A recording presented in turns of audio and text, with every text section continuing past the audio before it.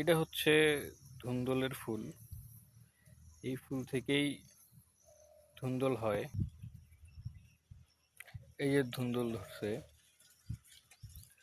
এটাতে একটু মনে হয় পোকার সংক্রমণ হয়েছে, পোকা লাগছিল।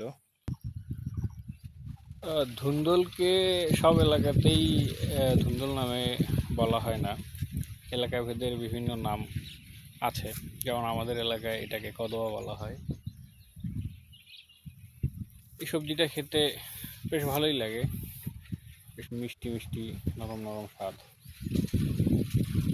এর ফুলটাও সুন্দর লাগে দেখতে, খুব মাইন্ড রিফ্রেশিং, খুব ভালো লাগে। এর মাঝখানে আছে পটল গাছ।